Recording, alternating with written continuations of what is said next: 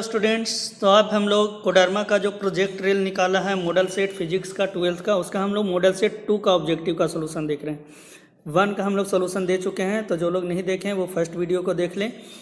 अच्छा ही क्वेश्चन पूछा है, बहुत ज़्यादा ख़राब क्वेश्चन नहीं है, क्वेश्चन अच्छा है, तो आप लोग इसको कर सकते हैं। तो चलिए नेक्स्ट हम लोग मॉडल सेट 2 का हम लोग देखते हैं। तो फर्स्ट क्वेश्चन क्या कर रहा है, when a soap bubble is charge, जब सोप बबल को हम लोग चार्ज करेंगे तो ये क्या होता है, इसका जो साइज होता है वो क्या होगा, इट एक्सपेंड होगा। इसका जो साइज होता है वो क्या होता है, बढ़ जाता है, तो इट क्या होगा, इट एक्सपेंड। तो वो क्या होगा, एक्सपेंड होगा, क्योंकि सोप बबल को हम लोग चार्ज करेंगे तो इस पर क्या आएगा, यहाँ पे माइनस चार्ज आएगा, तो इसका जो है वो एक्सपेंड करेगा, रिपल्सन होगा तो एक्सपेंड करेगा। तो आपका फर्स्ट का सही आंसर क्या हो गया, आपका बी हो गया। सेकंड क्वेश्चन क्या कर रहा है, in a charge conductor the charge reside in the, reside नहीं मतलब चार्ज किधर रहता है, चार्ज कंडक्टर है, तो कंडक्टर को जब हम लोग चार्ज करते हैं तो सारा का सारा चार्ज कहाँ चला जाता है, तो सरफेस पे। तो जब हम लोग कंडक्टर को चार्ज करते हैं, तो कंडक्टर को जब हम लोग चार्ज करते हैं, सॉलिड रहे या फिर हॉलो रहे, तो वो सारा चार्ज कहाँ चला जाता है, सरफेस पे चला जाता है। तो आपका सही आंसर यहाँ पे क्या होगा, आउटर सरफेस। तो यहाँ पे जो है वो आउटर सरफेस पे चला जाता है, तो सेकंड का आंसर क्या होगा, सी होगा। फर्स्ट का आंसर क्या बताए थे, बी, ईट एक्सपेंड करेगा, और सेकंड का आंसर क्या हो जाएगा, सी हो जाएगा। चलिए अब हम लोग चलते हैं क्वेश्चन नंबर 3 पे। तो इसमें क्या कर रहा है, देखिए क्वेश्चन नंबर 3 में क्या कर रहा है, एक capacitor of 20 microfarad and charge 500 volt is connected in parallel with another capacitor 10 microfarad and charge 200 volt. तो दोनों का कॉमन पोटेंशियल क्या है। तो ये देखिए, ये ऑब्जेक्टिव के लायक क्वेश्चन नहीं है, आपका न्यूमेरिकल में ये क्वेश्चन पूछता तो सही रहता। तो चलिए हम लोग करते हैं, हो सकता है कि ये आपका न्यूमेरिकल वो जो है शॉर्ट क्वेश्चन जो आता है 3 नंबर वाला, उसमें ये क्वेश्चन दे सकता है। तो चलिए हम लोग इसको करते हैं। तो ये क्या है, 20 माइक्रोफराड का है 500 वोल्ट है, और एक 10 माइक्रोफराड का है 200 वोल्ट है। तो पहले हम लोग दोनों पे चार्ज दिखाते हैं कि दोनों पे चार्ज कितना आता है, और कॉमन पोटेंशियल कब होगा, जब दोनों का पोटेंशियल क्या होगा, सेम होगा। तो सेम पोटेंशियल लाने के लिए कॉमन पोटेंशियल के लिए चार्ज क्या होगा, चार्ज का डिस्ट्रीब्यूशन होगा। तो चार्ज का डिस्ट्रीब्यूशन होगा तो कॉमन पोटेंशियल आएगा, तो उसका एक फार्मूला होता है, उससे हम लोग क्वेश्चन को सॉल्व करेंगे। तो चलिए देखते हैं। तो ये देखिए यहाँ पे Q1 इक्वल टू कितना होगा, तो 20 इंटू 500 करेंगे तो अब क्या होगा, 10,000 माइक्रोकुलम। Q2 कितना होगा, 10 गुना 200 करेंगे तो 2000 माइक्रोकुलम हो गया। तो एक हो गया 10,000 माइक्रोकुलम और एक हो गया 2000 माइक्रोकुलम। अब कॉमन पोटेंशियल निकालने का फार्मूला क्या होता है, V equal to Q1 plus Q2 by C1 plus C2। तो यहाँ पे हम लोग क्या करेंगे, Q1 प्लस Q2 करेंगे और C1 प्लस C2 करेंगे। तो Q1 प्लस Q2 और C1 प्लस C2 करके हम लोग क्या करेंगे, कॉमन पोटेंशियल निकालेंगे यहाँ पे। तो यहाँ पे हम लोग कॉमन पोटेंशियल निकालते हैं, V equal to Q1 plus Q2 by C1 plus C2। तो Q1 प्लस Q2 करेंगे तो 10 और 2 कितना हो जाएगा, 12, और C1 प्लस C2 कितना होगा, 20 और 10 30 हो जाएगा। तो आपका यहाँ पे क्या होगा, 12,000 बटा 30 हम लोग करेंगे, ये कितना होगा 12,000, और बटा यहाँ पे क्या करेंगे 30, ये काटेंगे तो 300 को 12, तो यहाँ पे 400 आएगा ऑप्शन आंसर। तो आपका जो यहाँ आंसर आएगा वो कितना आएगा, 400 आंसर आएगा। ठीक है, तो इसका आंसर 400 वोल्ट आएगा। देखते हैं आंसर क्या है। तो देखिए सी इसका सही आंसर होगा, इसका सही आंसर सॉरी सी होगा, बी नहीं सी। इसका सही आंसर आपका सी होगा, 400 वोल्ट। तो इसका सही आंसर आपका यहाँ पे 400 वोल्ट हो गया, सी आपका यहाँ पे आंसर हो गया। चलिए नेक्स्ट जो है वो 4 नंबर क्वेश्चन, वो क्या कहता है, कह रहा है capacitor of capacitance 1 microfarad is field with 2 dielectric constant 4 and 6, the new capacitance is. देखिए ये कांस्टेंट कह रहा है कि 2 डाइलेक्ट्रिक कांस्टेंट डाल रहे हैं, लेकिन दोनों डाइलेक्ट्रिक कांस्टेंट हम लोग पैरेलल में डाल रहे हैं, ये बीच से इस तरह से डाल रहे हैं या फिर हम लोग इस तरह से डिवाइड करके डाल रहे हैं, ये सब कुछ क्वेश्चन में नहीं बताया। इसलिए ये वाला कॉन्सेप्ट आप लोग पढ़ लीजिएगा, ये ऑब्जेक्टिव में तो नहीं, लेकिन आपका लॉन्ग क्वेश्चन में पूछ सकता है, शॉर्ट वाला क्वेश्चन में इस तरह का न्यूमेरिकल पूछ सकता है आपका। तो ये आपको क्वेश्चन को नहीं करना है, यहाँ पे इस क्वेश्चन को छोड़ देना है, ये सही क्वेश्चन नहीं है। तो ये किसी भी तरह से इसमें कुछ इन्फॉर्मेशन नहीं दिया है, तो ये 4 नंबर क्वेश्चन को आपको छोड़ देना है। चलिए अब हम लोग आते हैं क्वेश्चन नंबर 5 में। क्या कर रहा है इसमें, नेक्स्ट क्वेश्चन क्या कर रहा है कि how many electron constitute A current of 1 ampere. 1 ampere जो होता है करेंट, उसमें कितना इलेक्ट्रॉन होता है, एक कूलम में कितना इलेक्ट्रॉन होता है, ये तो क्वेश्चन होता है, लेकिन 1 एम्पियर में यहाँ पे दे दिया है, तो यहाँ पे पर सेकंड होगा। तो करेंट यहाँ पे 1 एम्पियर दे दिया है, तो Q इक्वल टू हम लोग क्या जानते हैं, IT जानते हैं, Q इक्वल टू IT। अब यहाँ पे टाइम हमको खुद से 1 सेकंड लेना पड़ेगा, 1 सेकंड टाइम लेंगे तब फिर यहाँ पे क्या होगा, 1 कूलम चार्ज होगा, क्योंकि टाइम यहाँ पे दिया नहीं है, तो 1 कूलम हम लोग लेंगे।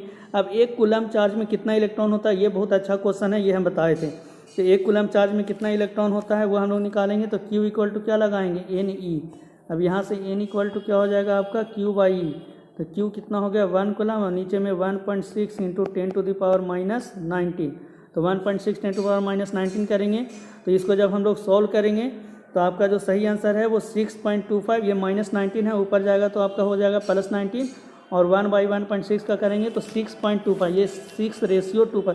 थोड़ा सा ये सब क्या होता है, टाइपिंग करने वाले जो हैं वो लगता है कि बहुत अच्छे नहीं थे, तो टाइपिंग एरर बहुत ज़्यादा है इसमें।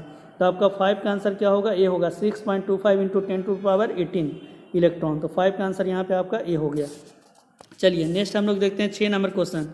The instrument for the accurate measurement of EMF of the cell. तो EMF ऑफ द सेल का एक्यूरेट मेजरमेंट के लिए सबसे अच्छा इंस्ट्रूमेंट कौन है, तो पोटेंशियोमीटर। तो 6 का आंसर आपका यहाँ पे क्या होगा, सी, पोटेंशियोमीटर आपका ये सही आंसर होगा। नेक्स्ट 7 नंबर क्वेश्चन में क्या कर रहा है, 200 volt and 1000 watt bulb is connected across a 110 volt main supply, the power consume will be. तो पावर कंज्यूम क्या होगा, जब 200 वोल्ट और 1000 watt bulb connected with 110 volt से हम लोग क्या कर रहे हैं, कनेक्ट कर रहे हैं। तो अभी यहाँ पे पावर कितना वो कंज्यूम करेगा उसको हमको निकालना है। तो पावर कंज्यूम यहाँ से निकालना है हम लोग।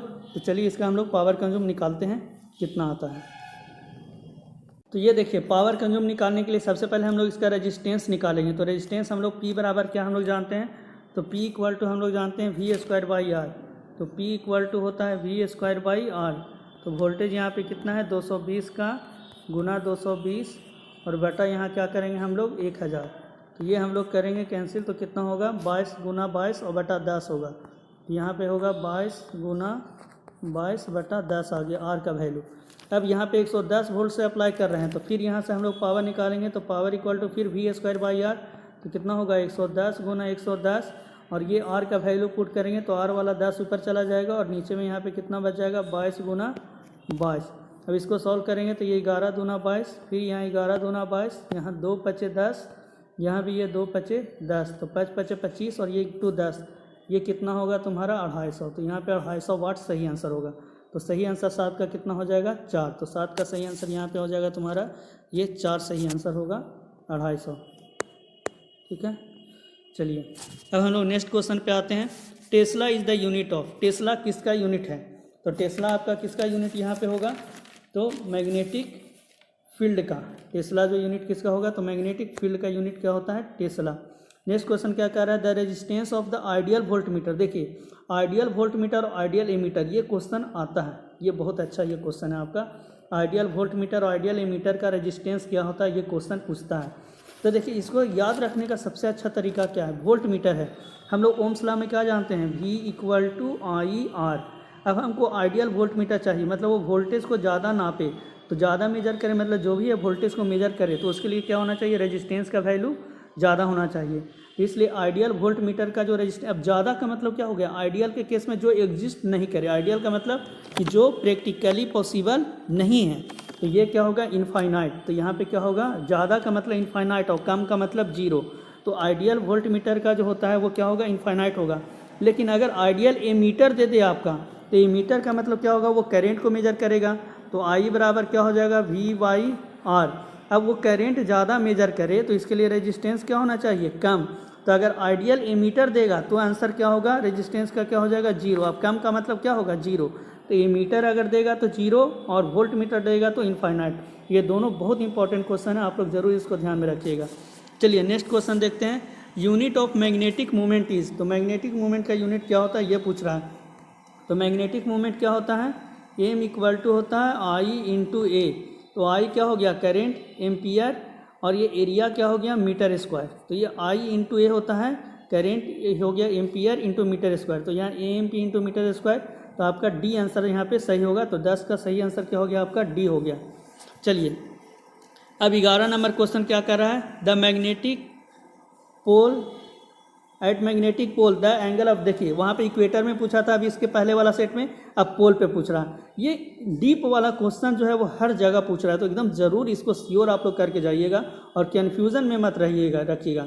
क्या होता है, तो इक्वेटर पे 0 डिग्री होता है और पोल पे कितना होता है 90 डिग्री। तो आपका सही आंसर यहाँ पे क्या हो जाएगा, 90 डिग्री आपका यहाँ पे सही होगा। और इक्वेटर पे पिछले मॉडल सेट में था तो वहाँ पे हम लोग कहाँ बोले थे 0 डिग्री, और यहाँ पे मैग्नेटिक डिपोल पे कितना हो गया 90 डिग्री। 11 का आंसर आपका क्या हो गया 1 हो गया। चलिए अब नेक्स्ट हम लोग क्वेश्चन देखते हैं 12 नंबर क्वेश्चन। तो 12 नंबर क्वेश्चन में क्या कर रहा है, an ammeter read up to 1 ampere, its internal resistance is 0.81 ohm, to increase the range to 10 ampere the value of required shunt is. तो ये देखिए ये ऑब्जेक्टिव में पूछने लायक क्वेश्चन नहीं है, यही प्रॉब्लम है थोड़ा सा। आपको क्या करेगा 3 मार्क्स वाला में ऐसा क्वेश्चन देगा जो 5 मार्क्स के लायक हो, और कभी कभी 5 मार्क्स वाला में ऐसा क्वेश्चन देगा जो 3 मार्क्स के लायक ही नहीं है। तो ये थोड़ा सा क्वेश्चन सेट करने वाला का क्या अजीब होता है, हमको समझ में नहीं आता है, बहुत अजीब सब क्वेश्चन सेट करते हैं। अब ये क्या है, ये 1 नंबर के लायक क्वेश्चन नहीं है, ये आपका 3 नंबर के लायक क्वेश्चन है, लेकिन ये 1 नंबर में दे दिया गया है। तो चलिए हम लोग क्वेश्चन को सॉल्व करते हैं। तो ये मीटर क्या रीड कर रहा है 1 एम्पियर तक रीड कर रहा है। अब इसको रेंज कितना बढ़ाना है 10 एम्पियर तक का रेंज बढ़ाना है। तो 10 एम्पियर तक का रेंज हमको बढ़ाना है यहाँ पे एमीटर का। तो रेंज यहाँ पे क्या करना है बढ़ाना है हमको। तो रेंज बढ़ाने के लिए हम लोग देखते हैं कि शंट में कितना रेजिस्टेंस हम लगाएंगे। तो शंट में हम कितना रेजिस्टेंस लगाएं, क्योंकि हमको क्या करना पड़ेगा, हम लोग को अभी हम क्या बताएं कि करेंट का वैल्यू बढ़ाने के लिए रेजिस्टेंस का वैल्यू कम करना पड़ेगा, क्योंकि ideal ammeter I equal to क्या होता है V/R। तो करेंट बढ़े इसके लिए रेजिस्टेंस क्या हो कम। अब रेजिस्टेंस कम हो तो हमको शंट करना पड़ेगा, मतलब जो भी रेजिस्टेंस दिया हुआ है उसके पैरेलल में हमको रेजिस्टेंस लगाना पड़ेगा। तो पैरेलल में रेजिस्टेंस लगा करके हमको क्या करेंगे उसको कम करेंगे। तो चलिए हम लोग पैरेलल में रेजिस्टेंस लगा करके इसको सॉल्व करते हैं। तो देखिए किस तरह से क्वेश्चन को सॉल्व होता है।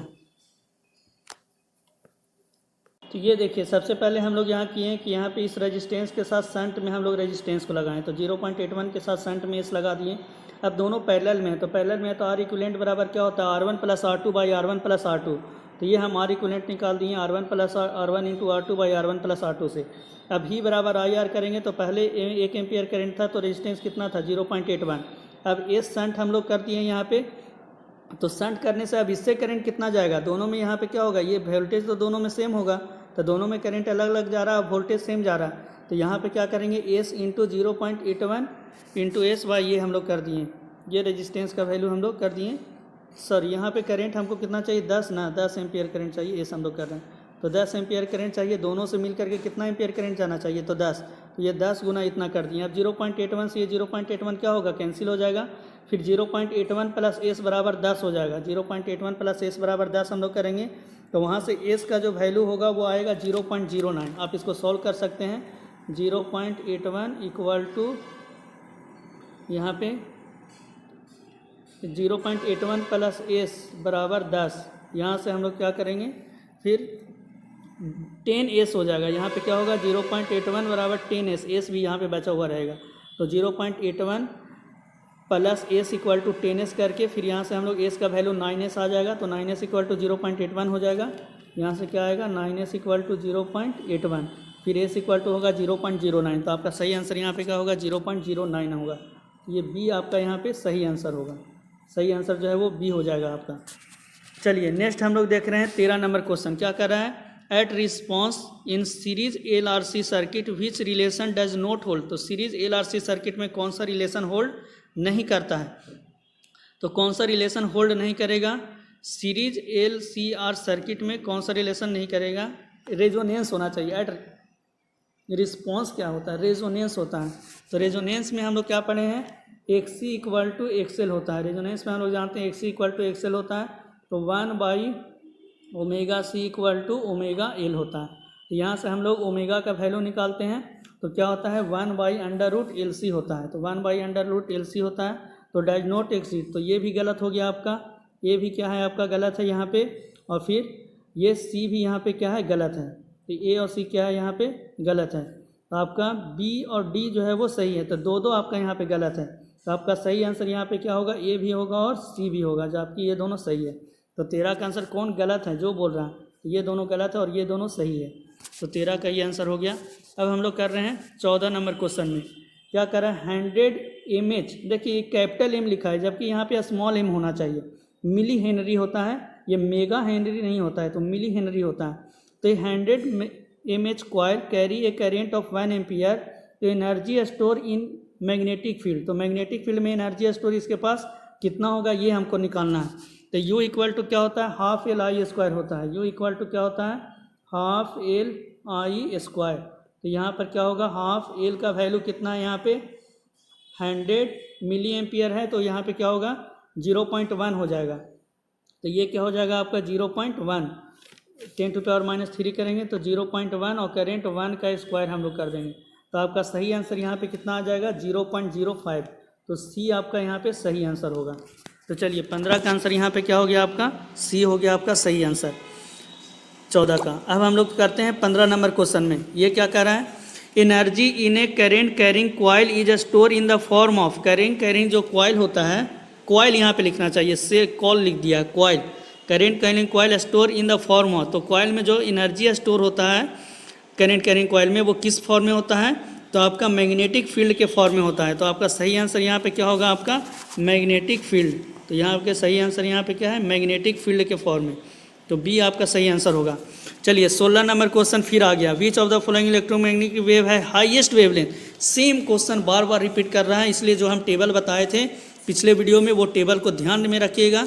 तो क्या कर रहा है हाईएस्ट वेवलेंथ किसका होता है, तो हाईएस्ट वेवलेंथ किसका होगा यहाँ पे, तो गामा रे का सबसे कम होता है वेवलेंथ, और सबसे जो ज़्यादा होता है वेवलेंथ वो किसका होता है आपका यहाँ पे, तो सबसे ज़्यादा जो वेवलेंथ होगा आपका यहाँ पे which of the following has highest wavelength.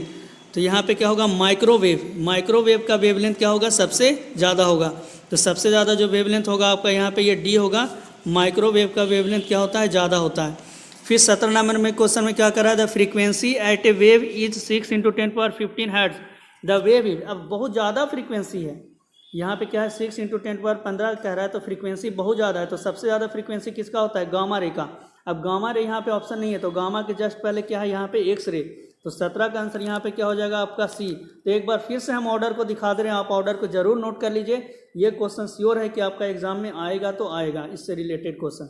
तो हम लोग वो जो चार्ट दिखाए थे हम वो उसको हम लोग दिखा दे रहे हैं फिर से, आप उन लोग नोट कर लीजिएगा। ये देखिए इसमें हम फिर से बता रहे हैं कि सबसे ज़्यादा जो है वो वेवलेंथ किसका है यहाँ पे, तो सबसे ज़्यादा वेवलेंथ यहाँ लॉन्ग वेवलेंथ किसका है रेडियो वेव का। फिर माइक्रोवेव, तो वो रेडियो वेव नहीं था वहाँ पे, तो हम लोग माइक्रोवेव को टिक आउट करेंगे। फिर infrared, visual light, ultra violet, X ray, फिर गामा रे। तो सबसे कम वेवलेंथ किसका है गामा रे का। लेकिन फ्रीक्वेंसी अगर पूछेगा तो गामा रे का फ्रीक्वेंसी ज़्यादा हो गया, फिर एक्सरे का हो गया, फिर अल्ट्रा वायलेट रे का हो गया, फिर विजुअल लाइट बीच में आ रहा है। तो विजुअल लाइट बीच में आ रहा है आपका। तो ध्यान में रखना है रेडियो वेव, माइक्रोवेव और गामा रे और एक्स रे, ये सबको ध्यान में रखना है। मतलब ऑर्डर को आपको पूरी तरह से रट लेना है, ध्यान में रखना है कि ज़रूर इससे आपको क्वेश्चन आएगा ही आएगा, तो इसलिए इसको आप ध्यान में रखिएगा। चलिए ठीक है, नेक्स्ट क्वेश्चन पे हम लोग आते हैं। चलिए नेक्स्ट क्वेश्चन है आपका 18 नंबर क्वेश्चन। क्या कर रहा है, if the critical angle for total internal reflection from a medium to vacuum, medium से कहाँ पे जा रहा है वैक्यूम में जा रहा है, इस 30 degree, the velocity of light in the medium is. तो मीडियम में भी लाइट का वेलोसिटी क्या होगा, डेंसर से रेयर में जाता है तभी टोटल इंटरनल रिफ्लेक्शन होता है। तो यहाँ पे सबसे पहले हम लोग क्या करते हैं, ये क्रिटिकल एंगल दिया हुआ रहता है, तो वहाँ से म्यू इक्वल टू क्या होता है, म्यू इक्वल टू होता है 1/sin IC, 1/sin IC होता है। तो यहाँ पे क्या करेंगे हम लोग 1/sin 30 डिग्री, तो 1/sin 30 डिग्री होगा। तो sin 30 डिग्री का वैल्यू क्या होता है 1/2। तो यहाँ से म्यू का वैल्यू मेरा कितना आ गया 2 हो गया। तो म्यू का वैल्यू जब 2 हो गया तो स्पीड ऑफ लाइट निकालना है, तो म्यू इक्वल टू क्या होता है c/v होता है। तो यहाँ से v इक्वल टू क्या होगा आपका c/म्यू। तो c का वैल्यू 3 × 10⁸ और बाई 2 करेंगे तो 3 × 10⁸, 3 × 10⁸ और बाई 2 करेंगे तो 1.5 × 10⁸ होगा। तो सही आंसर आपका यहाँ पे क्या हो जाएगा बी, 1.5 × 10⁸। तो 18 का सही आंसर यहाँ पे आपका बी हो गया। चलिए अब हम लोग 19 नंबर क्वेश्चन में चलते हैं। तो इस 19 नंबर क्वेश्चन क्या कहता है, 19 नंबर क्वेश्चन में क्या कह रहा है, एक कॉन्टेक्ट लेंस, कॉन्टेक्ट होना चाहिए कॉन्टेयर नहीं हो, एक contact lens of focal length 20 centimetre produce an image half the size of the real object. Real object के साइज का क्या हो रहा है, हाफ साइज का वो इमेज बना रहा है। तो distance of the real object, तो रियल ऑब्जेक्ट का डिस्टेंस क्या होगा यहाँ पे। अब कॉन्टेयर नहीं होगा, कॉन्टेक्ट लेंस भी नहीं, यहाँ पे कॉन्केव या कॉन्वेक्स लिखना चाहिए। तो टाइपिंग एरर है मेरे अंदाज से। यहाँ पे अगर हम लोग कॉन्केव लेंस अगर हम लोग लेकर चलते हैं, तो कॉन्केव लेंस अगर हम लोग लेकर चलते हैं तो क्या इसका आंसर यहाँ पे आ पाएगा, या फिर देखते हैं इसका क्वेश्चन का ये आंसर सही दिया है या फिर गलत। ये 19 नंबर क्वेश्चन का हम लोग देखते हैं। चलिए, तो हम लोग ये 19 नंबर क्वेश्चन देख रहे थे। इसमें क्या करा था, कॉन्टेयर लेंस है, यहाँ पे कॉन्केव लेंस होगा। ये concave lens of focal length 20 centimetre produce an image half the size of the real object. Real object के हाफ साइज का है, तो the distance of the real object का डिस्टेंस क्या होगा वो हमको निकालना है। तो देखिए ये क्वेश्चन किस तरह से सॉल्व होगा। ये देखिए यहाँ पे ये कॉन्केव लेंस है, तो कॉन्केव लेंस का फोकल लेंथ कितना है आपका 20 सेंटीमीटर है। हाइट ऑफ इमेज क्या कह रहा है, half of height of object दिया हुआ है। यहाँ पे हाइट ऑफ इमेज जो दिया हुआ है वो क्या दिया हुआ है, half of height of object दिया हुआ है। तो half of height of object यहाँ पे दिया हुआ है, हाइट ऑफ इमेज जो है। तो मैग्नीफाइंग पावर में क्या होता है, height of image by height of object. तो half into height of object और हाइट ऑफ ये हो गया, तो कैंसिल हो गया, तो कितना आ गया 1/2। अब यहाँ पे एम इक्वल टू क्या होता है, -v/u। तो sorry M equal to v/u होता है यहाँ पे लेंस में। तो यहाँ पे हाफ इक्वल टू v/u, तो v बराबर कितना हो गया 2u हो गया। अब 1/f बराबर 1/v माइनस 1/u होता है। तो 1/20 equal to 1/2u minus 1/u कर दिए, तो यहाँ से -1/2u आ गया। तो यहाँ से u का वैल्यू कितना हो गया -10। तो यहाँ पे जो इमेज का डिस्टेंस होगा वो कितना होगा, तो -10 सेंटीमीटर। तो 10 सेंटीमीटर यहाँ पे क्या हो गया, इमेज का डिस्टेंस आ गया आपका। चलिए, तो 19 नंबर का सही आंसर कितना हो गया आपका यहाँ पे 10 सेंटीमीटर। तो ये क्या हो गया, ये सही आंसर हो गया। चलिए 20 नंबर क्वेश्चन में क्या कर रहा है, the image found by objective of compound microscope. Objective lens के द्वारा जो बना गया इमेज होता है वो कैसा होता है। तो ऑब्जेक्टिव लेंस के द्वारा बनाया गया जो इमेज होता है वो क्या होता है, रियल और लार्ज होता है। रियल और क्या होता है, लार्ज होता है। तो आपका सही आंसर यहाँ पे क्या होगा, डी हो जाएगा। 21 नंबर क्वेश्चन में क्या कर रहा है, which of the following will form A virtual and erect image for all position of the object.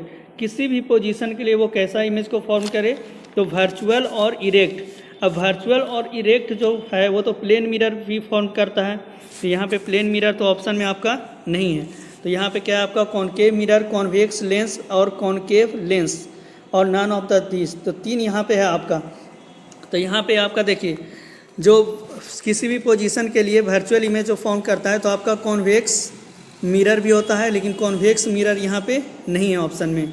तो फिर क्या होगा आपका, कॉन्वेक्स मिरर नहीं है। लेंस में क्या होता है आपका, यहाँ पे जो फॉर्म करता है वो आपका होता है यहाँ पे कॉनकेव लेंस। तो कॉनकेव लेंस क्या करता है, ये करता है आपका रियल इमेज, ये होता है इरेक्ट और वर्चुअल इमेज। तो सही आंसर यहाँ पे हो क्या होगा आपका, कॉनकेव लेंस।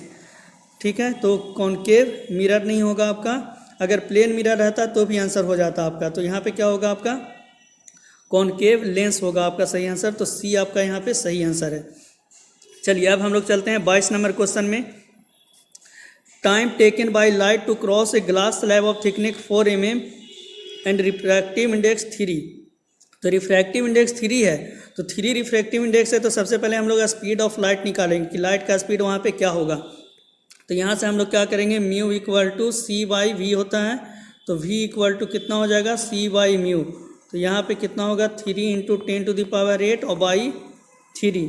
तो लाइट का स्पीड यहाँ पे कितना होगा 10⁸। अब हम लोग क्या पढ़े हैं, s इक्वल टू vt पढ़े हैं। तो t इक्वल टू क्या हो जाएगा s/v। s यहाँ पे कितना है आपका, तो ये थिकनेस जो है यहाँ पे दिया हुआ है, ग्लास स्लैब का जो थिकनेस दिया हुआ है वो 4 × 10⁻³ दिया है। तो यहाँ पे फिर हम लोग 10⁸ से डिवाइड करेंगे। यहाँ पे देखिए 4 × 10⁴ mm दिया हुआ है। तो 4 mm का मतलब क्या हो गया, 4 × 10⁻³ और ये 10⁻⁻8। तो ये कितना आंसर हो जाएगा, 4 × 10⁻11। तो सही आंसर आपका ये ए हो जाएगा, 4 × 10⁻11। चलिए अब नेक्स्ट क्वेश्चन पे हम लोग चलते हैं। तो ये 24 नंबर क्वेश्चन क्या कर रहा है, इंटरफ्रेंस इज रिडिस्ट्रीब्यूशन ऑफ। तो इंटरफ्रेंस किसका रिडिस्ट्रीब्यूशन है, तो एनर्जी का। पानी में हम लोग पत्थर को फेंकते हैं तो वो फैलता है, वेव बनता है, फिर वो क्या होता है एक दूसरे से मैच करता है, मिलता है। तो इंटरफ्रेंस ये सब होता है। तो ये इसमें क्या होता है, एनर्जी का क्या होता है, रिडिस्ट्रीब्यूशन होता है। तो ये आपका सही आंसर होगा, एनर्जी का रिडिस्ट्रीब्यूशन। अब हम लोग 25 नंबर क्वेश्चन कहते हैं, Planck constant have the dimension of. Planck constant किसके डायमेंशन के बराबर होता है। तो ये अच्छा क्वेश्चन है आपका, प्लैंक कांस्टेंट। तो हम लोग प्लैंक कांस्टेंट कहाँ पे पढ़े थे, फोटो इलेक्ट्रिक इफेक्ट पढ़े थे, उसमें पढ़े थे। तो यहाँ पे क्या होता है, E equal to h nu. तो यहाँ से न्यू इक्वल टू कितना हो जाएगा, E/h। अब E/h है, तो इसका जो होता है डायमेंशन वो किसके बराबर होता है, जो पूछ रहा है। तो एनर्जी का क्या हो, तो यहाँ से हमको एच का निकालना है ना, न्यू हम निकाल लिए, एच का हमको निकालना है। तो यहाँ पे E इक्वल टू क्या होता है, एच न्यू। तो H बराबर कितना हो जाएगा E बाई न्यू। तो एनर्जी का क्या होता है जूल और न्यू क्या होता है 1/T, तो 1/सेकंड हो जाएगा। तो यहाँ पे क्या होगा जूल इंटू सेकंड। अब जूल इंटू सेकंड और किसका होता है, तो जूल इंटू सेकंड और किसका होता है, इसमें हम लोग देखते हैं कि जूल इंटू सेकंड और किसका होता है। तो पहले फ्रीक्वेंसी है ऑप्शन में, तो ये नहीं होगा। टाइम है ऑप्शन में, ये भी नहीं होगा। एनर्जी है तो एनर्जी भी नहीं होगा, क्योंकि एनर्जी तो खुद जूल ही हो गया। तो यहाँ पे क्या होगा सही आंसर आपका एंगुलर मोमेंटम। तो देखिए आराम से यहाँ पे ऑप्शन तो ऐसे ही खत्म हो जा रहा है। तो सही आंसर यहाँ पे क्या होगा एंगुलर मोमेंटम। एंगुलर मोमेंटम क्या होता है mv/r होता है। तो mv/r होता है एंगुलर मोमेंटम। तो mv हो गया यहाँ पे, सबसे पहले v को हम लोग क्या लिख सकते हैं s/t लिख सकते हैं। तो v को s/t लिख सकते हैं। तो यहाँ पे होगा आपका mv/r यहाँ पे, तो मास हो गया kg, फिर वेलोसिटी हो जाएगा और फिर ये डिस्टेंस सबको पुट कीजिएगा तो आपका ये जूल सेकंड आ जाएगा। तो सही आंसर आपका यहाँ पे क्या हो जाएगा डी एंगुलर मोमेंटम। डी आपका यहाँ पे सही आंसर होगा एंगुलर मोमेंटम। तो डी आपका सही आंसर हो गया।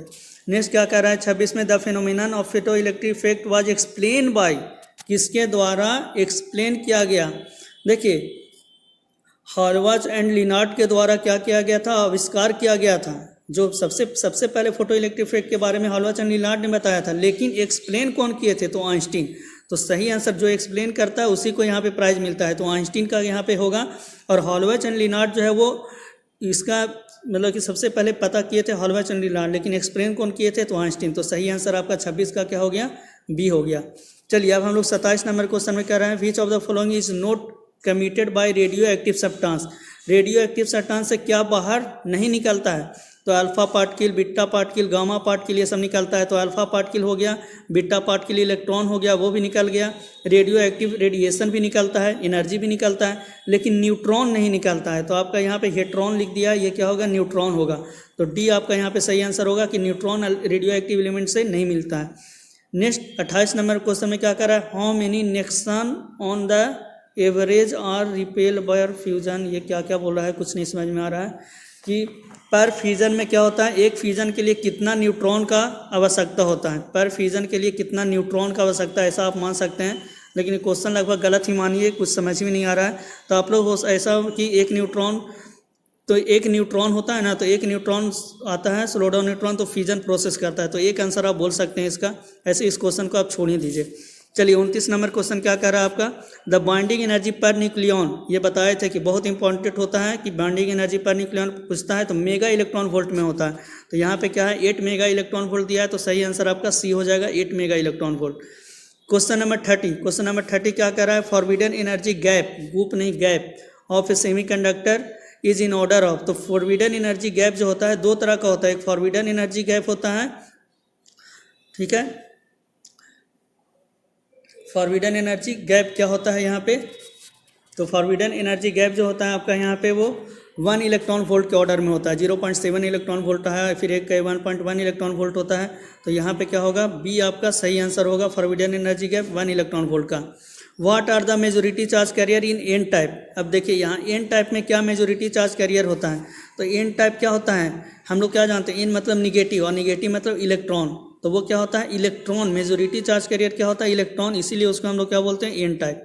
उस पर नेगेटिव चार्ज नहीं होता है। पूछता है कि एन टाइप का क्या नेगेटिव चार्ज होता है, तो नहीं, चार्ज उस पर नहीं होता है, लेकिन एन टाइप इसलिए बोलते हैं क्योंकि मेजोरिटी चार्ज कैरियर जो है वो निगेटिव नेचर का है। तो इलेक्ट्रॉन यहाँ पे सही आंसर होगा। चलिए नेक्स्ट हम लोग करते हैं 32 number question, a diode can be used as a. Diode का यूज हम लोग कहाँ पे करते हैं, रेक्टिफायर की तरह यूज़ करते हैं। तो आपका सही answer full wave rectifier, half wave rectifier. तो आपका यहाँ पे आंसर क्या हो जाएगा, ए हो जाएगा। नेक्स्ट 33 नंबर क्वेश्चन कर रहा है, how many NAND gate are required to get OR gate. तो नैंड गेट को हम लोग क्या करना है, और गेट में बदलना है। तो ये अच्छा क्वेश्चन है आपका, जेईई मेन ये समय इस तरह का क्वेश्चन पूछता है। तो नैंड गेट से हमको क्या बनाना है, और गेट बनाना है। तो बहुत सारा नैंड गेट का यूज़ करके हम लोग और गेट बनाएंगे। तो देखिए कितना नैंड गेट का ज़रूरत पड़ता है। तो सही आंसर यहाँ पे आपका क्या होता है 3। ये कैसे होता है ये हम अभी बताते हैं आपको कि किस तरह से ये होता है। देखिए इस तरह से ये 3 गेट का ज़रूरत पड़ता है। तो हम लॉजिक गेट बहुत अच्छा से हम अपने यूट्यूब चैनल पे पढ़ाए हुए हैं। तो आप लोग चाहें तो लॉजिक गेट दो वीडियो में पूरा लॉजिक गेट हम ख़त्म कर दिए, तो आप लोग देख सकते हैं। तो चलिए यहाँ पे हम लोग क्या करते हैं, मान लेते हैं कि हम यहाँ पे इनपुट में ए दे रहे हैं। तो ये दे रहे हैं, तो ये नैंड गेट क्या कर रहा है, नोट गेट की तरह काम करता है। जब दोनों हम कंबाइन कर देते हैं तो यहाँ पे आउटपुट में क्या आएगा, ए बार आएगा। यहाँ बी देंगे तो यहाँ पे क्या आएगा, बी बार आएगा। अब ये ए बार और प्लस इंटू क्या करेंगे, बी बार, ए बार इंटू बी बार और इसके ऊपर फिर बार देंगे तो ए बार इंटू बी बार ऊपर में फिर बार रहता है तो ये क्या हो जाता है ए प्लस बी बन जाता है। मतलब ए पे डबल बार और बी पे डबल बार और डबल बार का मतलब क्या हो जाता है ये, तो यहाँ पर ए प्लस बी बन गया। तो ये क्या बन गया और गेट। तो और गेट बनाने के लिए कितने गेट की आवश्यकता हुआ, 3 नैंड गेट का आवश्यकता हुआ। तो सही आंसर आपका यहाँ पे सी है। तो इतना एक्सप्लेन करके हम आपको बता दिए। चलिए नेक्स्ट है आपका 34 number question, what is the minimum number of diode rectifier use in full wave rectifier. तो यहाँ पे मिनिमम नंबर, तो मिनिमम क्या होता है 2 और मैक्सिमम कहेगा तो 3। ब्रिज रेक्टिफायर भी होता है। तो यहाँ पे क्या हो गया 34 का आंसर यहाँ पे क्या हो जाएगा आपका 2 आंसर होगा। 34 का आंसर यहाँ पे क्या होगा 2। फिर 35 में कह रहा है the first atomic reactor was defined by. तो फर्स्ट एटॉमिक रिएक्टर कौन बनाया था, तो ये भी पूछने लायक क्वेश्चन नहीं है। ऐसे यहाँ पे क्या बनाया था फर्मी। तो आपका सही आंसर क्या हो गया फर्मी। तो चलिए ये हम आपका मॉडल सेट 2 का भी ऑब्जेक्टिव का सोल्यूशन हम कर दिए। अब नेक्स्ट वीडियो में हम लोग मॉडल सेट 3 और 4 का करेंगे। तो आप लोग हर वीडियो को ज़रूर देख लीजिए, बस आधा घंटा टाइम देना है आप लोग। आधा घंटा कुछ भी आप देख लेते हैं मोबाइल में इंटरटेनमेंट करने के लिए, तो अभी आपका एग्ज़ाम का टाइम है तो आप इंटरटेनमेंट के रूप में इस वीडियो को ही देख करके आप अपना टाइम कीजिए और आपका यूज़ कीजिए, ठीक है। क्योंकि ऑब्जेक्टिव में ही आपका फुल मार्क्स मिलेगा। सब्जेक्टिव आप लिख लीजिएगा कुछ ना कुछ मार्क्स आपका वहाँ से कट जाएगा। इसलिए ऑब्जेक्टिव में 40 ये यहाँ पे फुल मार्क्स 35 में 35 मार्क्स लाने का कोशिश कीजिए। चलिए सभी को बेस्ट ऑफ लक। तो आप लोग नेक्स्ट वीडियो भी ज़रूर देखिएगा और इस वीडियो को शेयर भी करें, लाइक करें और सब्सक्राइब भी करें चैनल को मेरे, ठीक है। Thank you for watching video.